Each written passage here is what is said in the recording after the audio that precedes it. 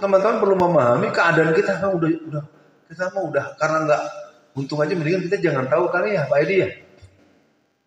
Gimana Bu Sundari? Kita nggak usah tahu aja ya. Kan kalau nggak tahu kita nggak pusing kepala kita. Gimana Bu Sulis? Nggak usah ya, nggak usah tahu ya. Iya. Mana Mas Bagus? Mas Bagus ini ahli matematika. Yeah. Terus nih. Oke. Belum selesai. Nah, jadi artinya Cina ini memindahkan suku Han. Kita harus melihat. Nah, ini yang jadi persoalan diaspora di dalam negeri. Orang yang namanya Edward Sudrajaya atau Eka Cipta Wijaya dengan perusahaan-perusahaan seperti Sinarmas dan lain itu, Bu Marfuah istrinya 40. Jadi antum baru bawa 2 nih, kurang 2, 4. Saya tidak bergurau, Anda boleh cross check. Saya udah bilang berulang-ulang, buat apa gue ngebohong? Buat apa ngomong asal ngomong? Memang malaikat tidak nyatet kiraman katib. Jadi pengusaha-pengusaha Cina yang ekonomi mereka sudah di atas super rata-rata, itu istri mereka rata-rata 15, 25 sampai 40 lebih. Kenapa mereka? Dan dia punya kartu nikah semua. Itu untuk membuat legalan terhadap perusahaan-perusahaan yang dibuat. Kalau sekedar dia mau kalau dia sekedar mau makan perawan tiap malam, dia tinggal hubungin Indramayu. Ya. Bu Marfuah, Ibu ini yang berdua jangan marah sama saya. Saya ngomong apa? Saya ini sosiologi pendidikan. Jadi ada penelitian di Indramayu itu. Jadi banyak anak-anak gadis itu Bu Marfuah tuh di ijon. Maaf ya Bu ya, di ijon. Anak masih umur 6 tahun kan belum mens ya. Mau anak lo, udah kasih. Enggak banyak-banyak, 6 juta. Jadi nanti kalau dia sudah menstruasi, dianggap sudah tambah sekel, tambah montok baheno. Jadi keperawanan itu sudah diijon 7 tahun yang lalu cuma 6 juta doang. Ntar dianterin, anaknya nggak bisa nolak. Baru dengar juga ya, kesian banget lu pada. Memang negeri ini sudah dihancurkan habis-habis. Makanya kenapa saya masih walaupun beberapa teman meminta saya keluar dari partai, Bapak. Ustaz Alfian nggak usah di partai aja deh. Ya, jadi partai semuanya gitu. Yang punya kartu anggota PKS. Tapi enggak, saya sampai sekarang masih belum pindah nih, masih Masumi saya sampai sekarang. Ya Masuminya nggak tahu kalau nanti Pak Anies jadi boleh nggak Masumi eksis. Next.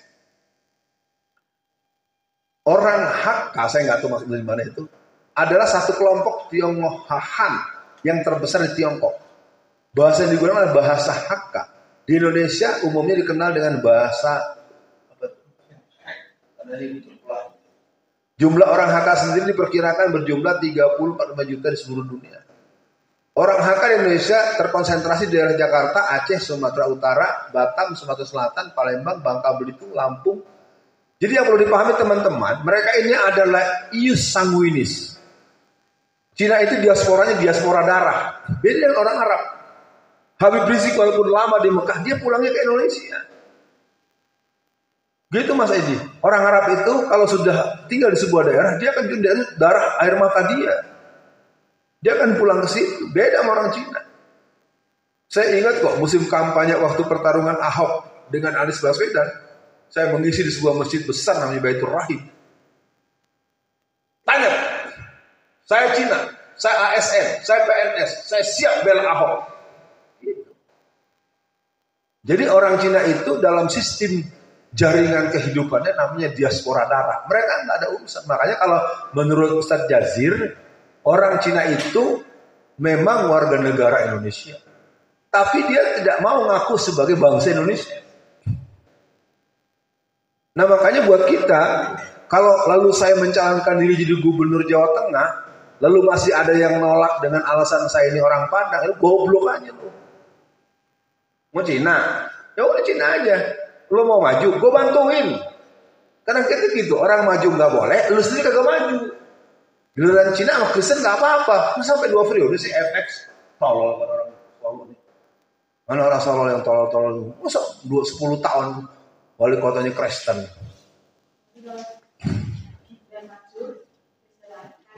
Iya. Makanya enggak Bu Marfa, kita katakan kita jangan merancang kemenangan orang, kita merancang kemenangan kita. Jadi 10 September nanti pertaruhan Mas Ali dengan Mas Nama. Ya, bapak-bapak yang lain minimal jadi konsultan, Pak Saidi dengan saya nanti di SC bersama Bu Marfa, Pak Rono bantu anak-anak biar kalau mengacaranya di sini lagi pastikan di sini aman. Dan kita benar-benar saya akan siapkan betul materi udah saya buat. Ini sebenarnya juga udah 10 tahun yang lalu juga Pak, tapi belum pernah ditayangkan. Next. Tahap keempat, model ibu kota Indonesia IKN akan berbudaya Tiongkok. Otomatis sudah pasti dengan mayoritas Cina yang menghuni IKN. Jadi mau apa kita? Nanti yang namanya Istana Negara, yang namanya TVRI, yang namanya RRI, yang namanya Mabes Polri, semua itu akan dilego, akan dilelang, akan dijual. Tetapi yang membelinya hanya satu pihak. Cina. Kita punya barang jual sama seseorang, kita punya barang jual kepada satu pihak yang harga jualnya ditentukan oleh pembeli. Ngerti gue? Itu tadi, maaf ya, pengkhianat-pengkhianatnya itu di antara kelompok-kelompok yang tadi pada ngambilin tanah di kuburan. Jadi orang yang tidak berani membela Allah dan Rasulnya adalah orang yang biasa musyrik, orang yang biasa bid'ah. Persoalannya adalah ketika ini dibentangkan di publik luas, kita berhadapan dengan musuh yang banyak. Di sisi lain teman-teman kita dengan seenaknya saja bilang pemilu kafir togut. Lu sendiri bakal dihabisin. Cara yang masih mungkin dulu larang juga. Sementara kelompok ini, jadi kita ternyata tidak cukup mampu. Dan saya tidak berani menyalah-nyalahkan. Ini fakta kita. Ya, jadi buat Pak Surono dengan istri-istri beliau ini sebuah pertemuan bersejarah. Jadi contoh. Tapi Bu Marfa jangan takut ya. Jangan-jangan sampai di rumah Pak Anwar minta nikah lagi, nih kacau. Kenapa bersedih Pak? Akhirnya kan kenapa Pi bersedih? Pengen kawin lagi. Wah, Bu Marfa jangan sampai nyari tali rapi aja. Pak Ari ketawa. Pak Ari jadi ketawa Pak Ari. Nanti Bu Marfa kamu dilempar gelas. Nah jadi intinya teman-teman bisa lacak di link berita. Ya. Serahkan desain IKN ke Cina, Jokowi ulangi keterlibatan Cina di proyek kereta cepat. Kereta cepat, logikanya jalur kereta dari Jakarta untuk ke Bandung. Kebohongan pertama, katanya nggak pakai biaya APBN. Ternyata pakai APBN dengan lipatan hampir 3-5 kali lipat pada tahap berikutnya. Kalau dari Jakarta ke Bandung kan urusan dari ibu kota negara ke kegiatan-kegiatan di kota besar lah, ibu kota itu dipindahin. Aduh, benar-benar memang udah susah error. Kalau pakai error itu kebanyakan mabuk tiap hari tuh. Ya. Tiap malam minumnya kayak kalau saya kan udah 13, 14 nih sama Pak Anwar Desi. Kalau beliau itu tiap hari minumnya kopi miring. Lu jangan ngelamun nih, lu periksa sama tetangganya di Giri Roto. Nih. Ya. Tahu rasa ngisi kuliah subuh kemarin sono. Ternyata tuh gang rumah dia. Tetangganya cerita. Nah, next.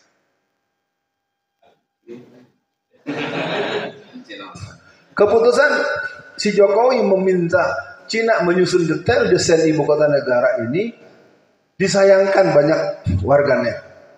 Ada yang mengaitkan dengan sistem keamanan negara maupun dengan kecenderungan Jokowi terhadap bantuan Cina.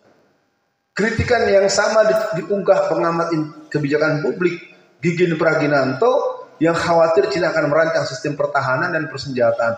Dampaknya rakyat hanya akan menyaksikan kekuasaan negara lain di tanah airnya sendiri. Sementara Budi Putih menilai Jokowi tega menyerahkan desain IKN ke Cina karena sebagai ibu kota akan banyak rahasia negara. Tega lakukan ini. IKN di ibu kota negara nanti dengan begitu banyak rahasia negara kok diserahkan ke Cina. Aduh, bisa kacau nanti.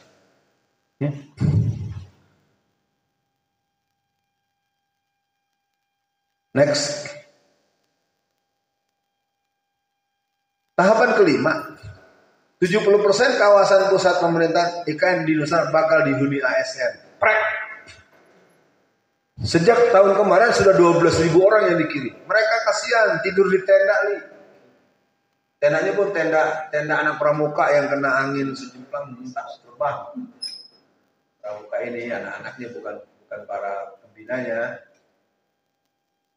Tahap kelima, orang kaya di IKN mayoritas Cina dan sedikit ASN, TNI, Polri beserta keluarganya, sementara penduduk asli akan dipinggirkan. Pendatang dari provinsi lain akan sulit masuk karena IKN menjadi kota yang eksklusif, mahal, dan akan ada persyaratan ketat termasuk ya pakai paspor. Jika ingin penduduk IKN pribumi tidak akan mampu hidup di IKN. Bikin ibu kota baru, tetapi warga dari negara itu nggak bisa tinggal di situ. Jadi kita tuh mau diapain sebenarnya? Mirip membangun perumahan yang saat ini dikembangkan Sinarmas, Lipo, sama. Di Lipo itu, dekat rumah saya di Tangerang ya. Padahal SKB 3 Menteri mengatakan bahwa membangun rumah ibadah syaratnya adalah adanya 30, 60, 90 KTP warga di sekitar komplek itu. Jadi kalau mau bangun gereja, asal warga di sekitar situ satu lingkungan RT atau RW itu punya KTP atau KK sebanyak itu boleh bangun gereja nih. Peraturan pemerintah. Kita juga nggak mau melarang kalau begitu keadaan. Ternyata kan tidak. Karena ibu-ibu dari komplek Lipo itu kenal saya. Waktu itu saya lagi ada acara semodel Care Free Day. Saya beli lontong Betawi. Lagi makan. Kata Alfiannya, iya. Ustaz tolongin dong. Kenapa Bu? Kita kan tinggal di komplek perumahan di sekitar Lipo. Kenapa? Kita nggak punya masjid. Terus kita mau bikin masjid tapi syaratnya harus 500 kakak. Kan kurang ajar Cina. Sementara peraturan pemerintahnya cuma 90 kakak, dia bikin syarat sendiri 500. Padahal warga di sekitar itu, Pak Her, itu ada sekitar 1.500. Ya namanya orang tinggal komplek luar rumah gedung. Nungguin saatnya juga 3 jam setengah. Tak-tok juga dia pakai sistem apa. Jadi terus terang, negeri kita memang sudah nggak ada law citizen. Sambungan dengan materi tadi. Nah, mirip pembangunan perumahan yang saat ini dikembangkan di Sinarmas dan seterusnya. Dan masjid saja tidak boleh dibangun atas kesepakatan penghuninya yang mayoritas nggak boleh. Jangankan masjid, bendera merah putih nggak boleh, masuk aja nggak boleh, lebih pik. Juga mirip yang di Jakarta yang dilakukan oleh Ahok ketika jadi gubernur, menggusur kaum miskin kampung akuarium. Itu kan sambungan. Setelah dari kampung pulau, terus apa tadi itu? Bukan yang pusat pelacuran itu, Kalijodo. Nah, melarang motor lewat jalan utama. Padahal motor bayar pajak, tapi nggak boleh lewat. Enak kan dari Cina loh, ya. Kalau memang nggak boleh, motor nggak usah bayar pajaknya diambil lewat nggak boleh. Ya. Makanya kan ketika Pak Anies jadi gubernur dibuat jalurnya di Bumarpatu, jalur buat motor. Jadi memang kalau teman-teman nggak mau berpikir jihad dalam totalitas, jihad saya pikir jihad itu Pak Rono ada 2 jihad yang mau idat, jihad, riba, terus latihan berkuda, latihan apa, pelajaran jenis terus training penggunaan. Nah, ini tapi jangan lalu menegasikan pemilu atau politik. Ini biar jalan kan enak. Kalau ini menang isinya ada model Alfian, ada model Difatul Sembiring, ada model Hidayatullah Wahid, ada kan enak di sini tinggal kita. Ini isinya Ganjar tukang nonton film porno, yang si ini tukang mabok. Ini maunya begitu. Ini apa nih togut, kafir. Lalu ini nggak ada yang milih, juga dibunuhin terus. Ya. Juga mirip dilakukan oleh Ahok ketika jadi gubernur menggusur kaum miskin akuarium. Wah saya kesana ngeri banget. Sampai saya datang terus terang saja, kalau boleh saya cerita, saya sampai cari di mana tempat berkumpulnya perwira-perwira tentara. Karena waktu pengepungan kampung akuarium itu, mereka turun ke kampung-kampung yang nyerbu itu tentara. Ini rumah masyarakat itu diobrak-abrik, orang lagi sholat, diseret, tentara loh, bukan polisi. Jadi ketika sore saya cari, saya nggak sebut nama, beberapa jenazah. Sejak kapan tentara jadi PKI begini lagi? Udah tahu ente disusahin dengan Undang-Undang Nomor 34 2004. Kan nunduk aja. Kita nggak sanggup. Jadi mereka tuh sudah dalam remote mereka semua. Sedih. Jadi Anda jangan pada kepengenan tentara menorong apa, enggak. Di Lipo Karawaci Tangerang itu rumah itu Bu Marfuah itu dikawal 200 pasukan Kopassus aktif. Bayangin rumah orang Cina yang ngawal tentara aktif. Ya, pasti nanya lagi kan, tahu dari mana gitu kan gitu ya. Ke rumah gua, mungkin anak-anak murid gua nggak cerita. Saya ceritain aja ya, si Fulan dia wartawan. Murid saya waktu kecil. Namanya anak murid datang ketemu guru kan dia cerita. Dia pelajari nih, ini ojek. Masuknya kok ke perumahannya si James Riyadi. Jadi rumah James Riyadi itu dibangun tahun 1980-an akhir dengan harga 250 miliar. Nggak tahu segede apa tuh rumah. Jadi rumah itu berlapis dijaga oleh senjata seragam Pak Surono. Seragam, gila nggak?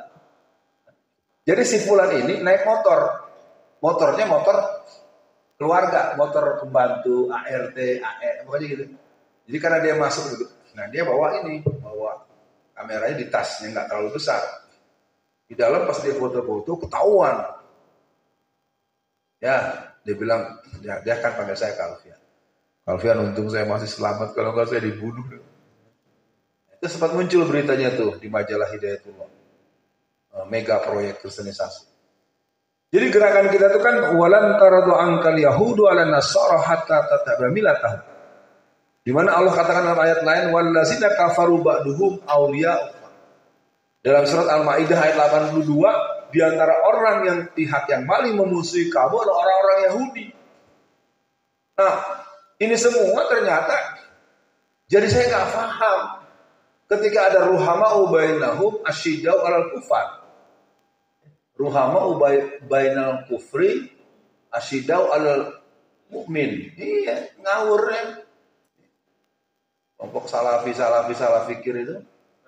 Entah temannya siapa tuh yang mungkin. Oh itu Jokowi itu orang soleh, kita harus taat sama pemimpin. Begitulah. Untung Anies menjadi gubernur sehingga bekas gusuran Kampung Akar ini memang luar biasa. Makanya buat Pak Anies ini kalau menurut saya kita harus menjadi pendukung yang korektif dan solutif. Kita harus dukung. Walaupun saya lihat agak susahnya karena kita bukan pengusung. Beda ya pengusung dengan pendukung. Kalau pengusung dia punya tanda tangan yang bisa ditanding. Nah, kita tinggal ngomong ke PKS. PKS-nya bagaimana ya? Waktunya masih berapa lama Pak Edi? Tanya jawabnya kan sampai jam 3 ya? Ya masih ada waktu saya cukup. Next. IKN picu awal berdirinya negara Indochina. Diikuti dengan kebangkrutan Indonesia di berbagai provinsi akibat kebijakan yang tidak memihak pribumi dan elit pusat hidup mewah berfoya-foya dari fasilitas negara yang sekarang lazim terjadi di negara berideologi komunis.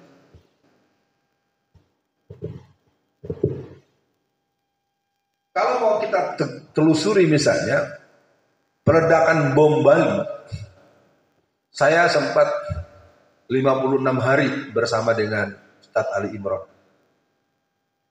Dia banyak bercerita kenapa bom Bali itu ada. Saya tidak bicara dukung-mendukung, tapi di antara klausulnya adalah hal yang sangat patriotik. Jadi ada yang namanya Legian Bali, sebuah daerah yang ada di Bali itu dipasangkan semacam pelampang.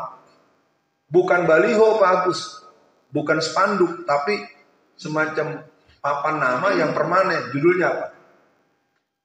Pribumi dilarang masuk. Jadi bukan hanya di PIK, bukan hanya di Kelapa Gading, di Bali juga sudah. Jadi pengeboman itu di samping sebab-sebab lain yang saya nggak begitu mendalam. Di antaranya mereka tuh marah. Jadi secara umum orang-orang yang mengambil peran jihad dengan bermacam cara dan metode, mereka itu rata-rata patriotis. Mereka nggak rela negerinya, masa Bali itu kan Indonesia, masuk ke situ nggak boleh, pribumi nggak boleh masuk. Jadi teman-teman terus terang, makanya saya berharap dengan adanya pertemuan ini nanti kita berani merancang itu. Kita harus tetap bermohon pada Allah Subhanahu Wa Taala dan kita harus melakukan rancangan dengan kecerdasan strategi, Pak Edi ya. Gak boleh sembarangan, gak boleh asal banyak, gak boleh asal ngajak teman, tahu-tahu dia adalah binda atau segala macam. Pak Bagus, sebenarnya kita tidak mengizinkan masuk setelah materi pertama.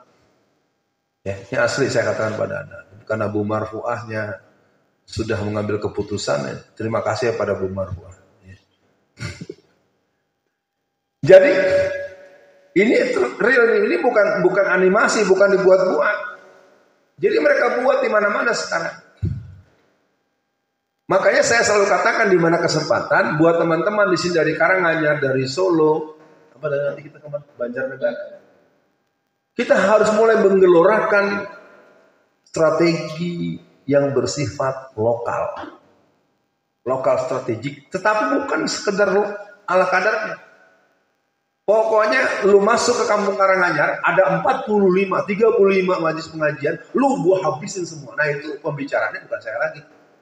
Lebay itu punya kerjaan. Anto mana Anto? Ya si Anto, bentar ngajar lagi. Bukan izin, namanya kabur. Kalau izin ngomong sama gua, nggak ada omongan. Nah, baik ya. Next.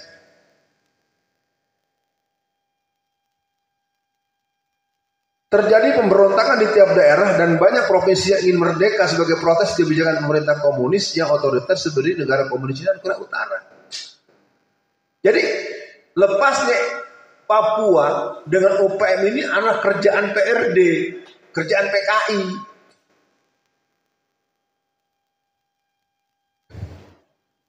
Bahwa mereka kemudian bekerja sama dengan kelompok Amerika dengan dia dilatih oleh pasukan-pasukan khusus yang ada di Sydney, itu memang betul. Jadi kalau kita belajar sejarah ideologi besar, apakah kapitalisme, apakah komunisme, dia mah satu rahim. Rahimnya namanya Zionis. Iya. Makanya saya agak marah dengan teman-teman di Hizbut Tahrir. Saya udah nerangin capek-capek soal komunisme. Tahu-tahu dia bilang, komunis nggak penting. Yang penting kapitalis lu. Gue nggak pernah nyalahin lo. Saya sampai lapor Bu Marfa ke baik Pak Ismail Yusanto yang begitu anak baru kemarin nggak tahu peta perjuangan. Capek-capek saya nerangin bahaya komunisme PKI. Tahu-tahu dia ngomong, komunisme bukan masalah. Yang lu omongin nggak gue sepelein. Yang lu terangin gue dukung. Kenapa keterangan gue lu hapusin? Itu terus terangan itu Bapak biar tahu. Kita dilema-dilemanya adalah dilema maturitas dalam peran-peran perjuangan. Ali yang pintar banyak nih. Yang hafalannya bagus, yang fasih bahasa Arab. Di Jeddah nih, Germo juga bisa bahasa Arab. Ya saya bukan menghibur diri, saya jujur memang kemampuan saya enggak. Tapi kan enggak bisa. Ya, beberapa pendeta sampai mengadakan musabaqah tilawatil Injil. Iya. Di Grogol Jakarta Barat itu ada lembaga seminari, dia membuat teks-teks kitab Injil itu dengan bahasa Arab. Nah kalau orang yang nggak ngerti bahasa Arab yang sebenarnya, nggak memahami ayat dari Al-Fatihah sampai An-Nas, kan bahaya. Dan mereka ada kan musabaqah tilawatil Injil, ini bukan gojekan. Dan itu sudah cukup luas diterangkan oleh Bu Dewi Purnamawati. Ini kan persoalan kita sangat besar sebetulnya, banyak. Makanya saya sampai ya harus nahan diri. Karena di Solo Raya itu seolah-olah masalah itu cuma Syiah doang. Ya, gara-gara ngomong gini Bu Marwah, saya terus terang saya dipuji di banyak jalur. Dikiranya saya anak muridnya Pak Muzakir. Nggak ada urusan gua sama dia. Tapi begitulah kepicikan-kepicikan yang tidak diarahkan dengan melihat persoalan bahwa kita punya persoalan yang banyak. Apa kata Imam Syahid Hasan Al-Banna? Masalah yang kau hadapi tidak seimbang dengan jumlah orang yang kau punya. tidak seimbang dengan waktu yang kau punya, tidak seimbang dengan tenaga yang kau punya. Kenapa nggak kita bagi? Ya, ini mungkin bagian tertentu yang nanti akan membuat kita lebih bisa mematuk diri, karena acara kita ke depan memang tentu akan membutuhkan waktu yang tersita, tenaga, dan ya mungkin bosan. Pemberontakan di tiap daerah ini makanya jangan kita dukung. Kita harus dukung penggagalan IKN. Kalau ada yang berani bersikap heroik, maka Pak Lurahnya harus dipateni. Jadi direkam nih. Biar ada ceritanya. Kalau nggak selesai. Kalau mau pakai cara yang normal, pemilunya bikin menang Anies Baswedan. Tapi terus terang saja dia nyatakan tipis menang. Kenapa tipis? Tergantung pertanyaan nanti. Kalau nggak ditanya saya nggak ngerti. Ya, nah, karena Anda semua kan pede banget, mau menang dari mana? Orang yang dukungnya juga cuman sekedar ikut karnaval. Kan udah datang kemarin di Magelang, apa di sini datang sekarang bilang sama mbaknya si Bu Marwah. Jadi yang mendukung calon politik jadi topeng monyet, sono datang sono. Ya, udah jelas kita buat justru acara ini untuk memperluas, memperbanyak dan memastikan kemenangan Anies Baswedan dengan pertolongan Allah. Itu nggak terjadi kemampuan bermain peran untuk mengambil peran-peran persiapan perjuangan. Kecuali belum pernah hadir di acaranya Pak Anies Baswedan. Di Jakarta hadir, di Depok hadir, di Planet Mars hadir. Lain hadir terus. Ya, ada yang kerjaannya datangin Anies Baswedan mulu ya. Nah makanya ujung-ujungnya minta foto bareng. Selfie ya. Pencitraan. Katanya Bapak itu. Ya sambung, lanjut. Ya. Nah ini yang terbaru. Perpres jurnalisme. Dulu teriak-teriaknya zaman Soeharto terjadi pemasungan informasi. Sekarang dia bikin.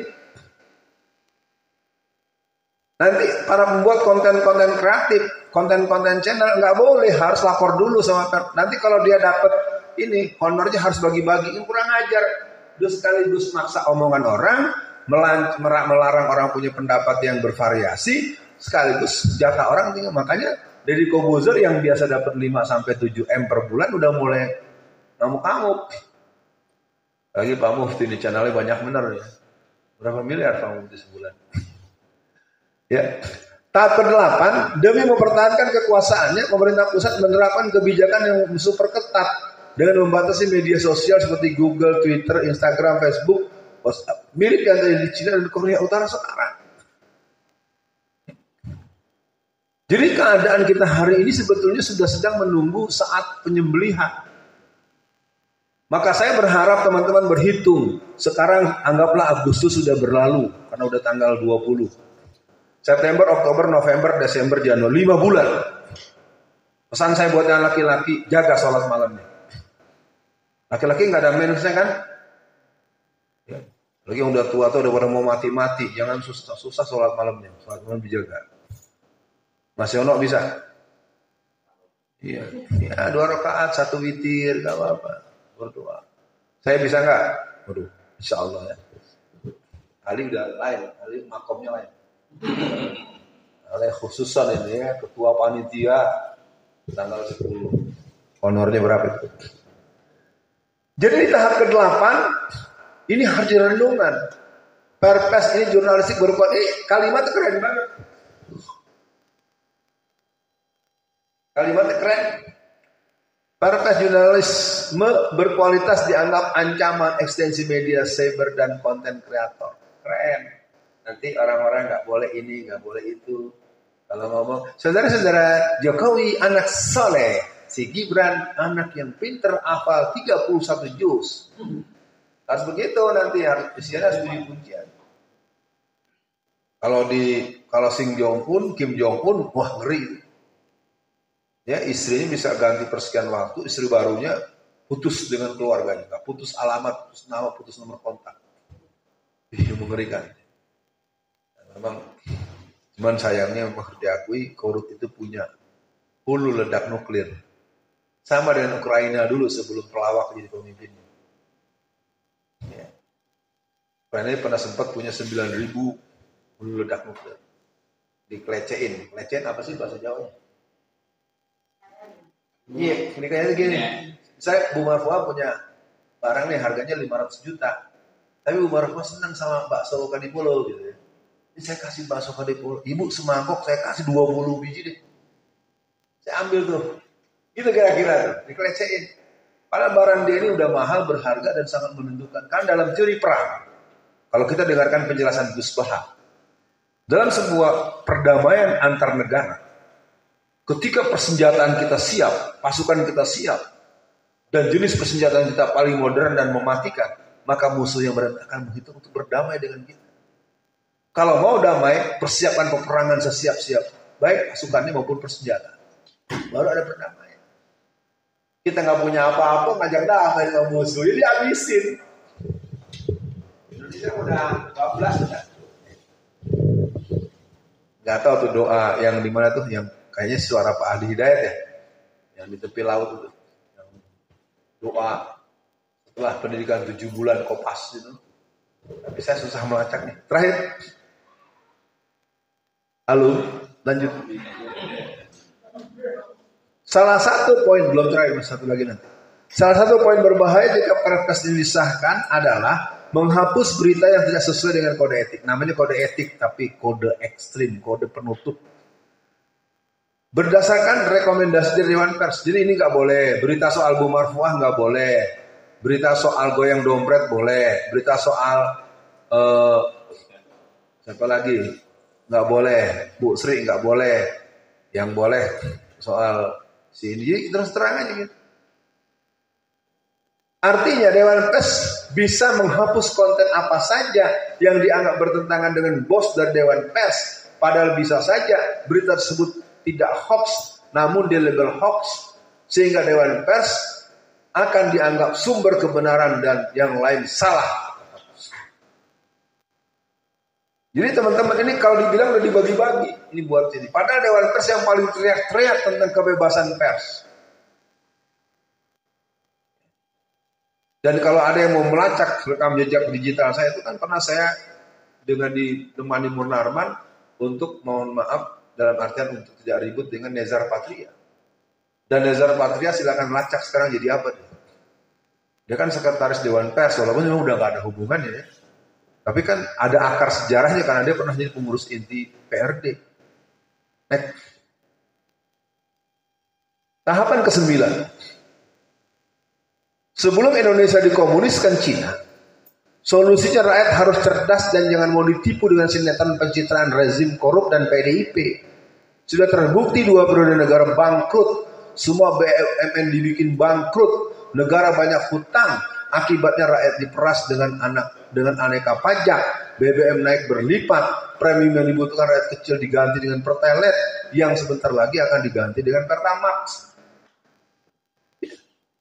Kan keributan antara Siti Nurbaya menyebut-nyebut sumber pencemaran itu berdasarkan dari mobil dan dari sumber apa yang di Banten itu kan alasan untuk nanti. Iya. Jadi nggak ada ceritanya pemerintah yang sayang sama rakyatnya. Kenaikan harga semua kebutuhan pokok, sulitnya pribumi cari kerja, karena lapangan kerja dia dikasih ke TKA Cina. Saya punya jadwal rutin mengisi pengajian di sebuah perusahaan Cina di Jakarta Pusat. Pengajian itu berdasarkan pulangnya karyawan. Kadang-kadang kita mulai setengah 11, kita pulang jam 1, gitu. Iya. Apa yang mereka ceritakan? Pegawai-pegawai datang dari Cina, itu dia nanti akan jadi asisten. Misalnya di Departemen Pengembangan Divisi A, Ali, Insinyur Tamatan ITB, gaji 30 juta sebulan.